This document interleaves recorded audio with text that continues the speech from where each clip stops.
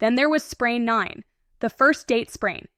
In the spring of 2007, some of my friends convinced me to go on Match.com to see if I could meet someone. I have to acknowledge I was very unsure about all of this. Hank had been such a stabilizing force in my life, I really didn't want to replace him. I ended up meeting Warren on Match.com. We became email friends and we corresponded for several weeks, and eventually we spoke on the phone. Eventually, it got to the point where I was prepared to meet him. I had not told him about my history of sprains and my proclivity for them. I met Warren at an upscale bar. I always enjoyed the food there, and I was wanting to be in a crowded setting. I was very nervous, and the whole thing felt very awkward. As we began to leave, Warren was going to walk me to my car. Wouldn't you know it? My ankle went over on me as I walked down the sidewalk. I did my best to minimize the situation. Nonetheless, I was mortified when he had to help me back to my car. I assured him I would be okay when I got home. I hugged him and thanked him for helping me. Once he left, I sat in my car crying. So many emotions flowed through me, the pain and frustration of another sprain, the awkward situation of a first date, and having to deal with my first sprain since I lost Hank. I got home, and my daughters helped me into the house and onto the couch. They were all excited about my first date. They seemed disappointed that I hadn't been more excited than I was. My daughters did a great job of taking care of me in Hank's absence. I sent Warren an email thanking him for the date, but I didn't think we were compatible. As these things go, the sprain was relatively minor. I was on crutches for a week and limped around in a slipper for another week. I didn't bother to go to the ortho, as I didn't want the whole surgery conversation to come up again. Oh, honey, this is all so terrible. You must be so frightened having to deal with another sprain now the kids are off at college and you are here all alone. Don't worry about a thing. I will help you through all of this. I had no idea you had this tragic history.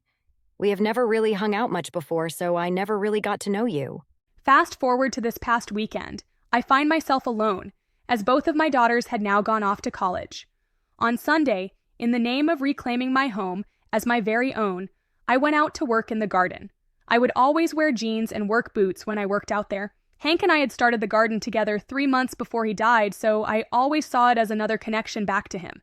As I worked, I didn't realize that the shovel that I had stuck in the ground had fallen over behind me.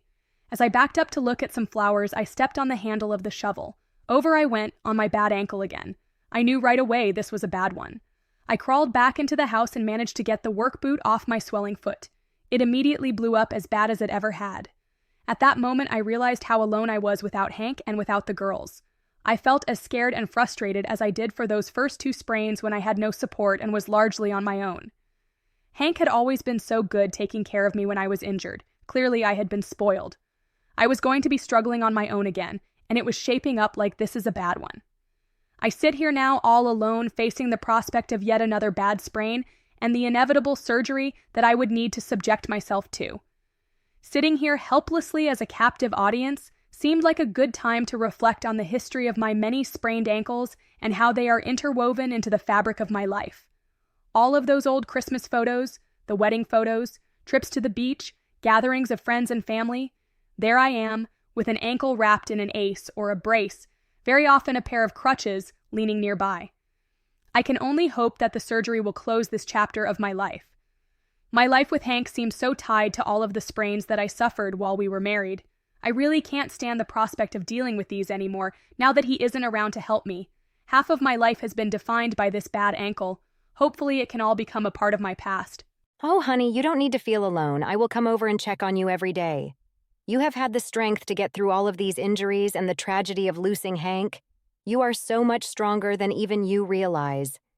You're an inspiration to me. The surgery, you got it. With all the time you have been on crutches, you can do 8 or 10 weeks standing on your head. Then think of all those things you will be able to get out and do. We will go dancing as soon as you have recovered from surgery. At this point in your life, you deserve to be liberated by all of this by getting the surgery. That is the ultimate FU to the bad luck that sprained your ankle so many times. We can do this. Well, thanks for listening to me drone on and on about this stupid ankle. I am sure it is healthy for me, on some level, to process all that has happened. It was sweet of you to come and check on me. I'm sorry to repay you by telling you my life story, almost literally. Why don't I walk, or should I say crutch you out? I need to go to the bathroom anyway. Honey, I am so sorry for everything you have been through between all the ankle injuries and losing Hank.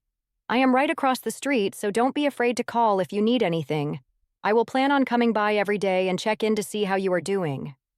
This is also true for your surgery when you get it. Like I said, you can look at this as a chance to fix this foot once and for all so you can get back out to do things you have been too afraid of for years. I'm holding you to our night out dancing the second you have recovered from the surgery. It was so sweet of you to come check in on me.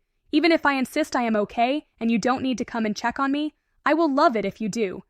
I have so much trouble asking for help, so let me thank you in advance for any help you do give me. It is just nice to have someone to talk to. I promise next time it won't be all about me.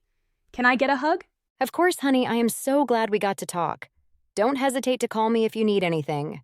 Thanks for everything, sweetheart. It was so nice of you to come check on me. I am glad we were able to connect.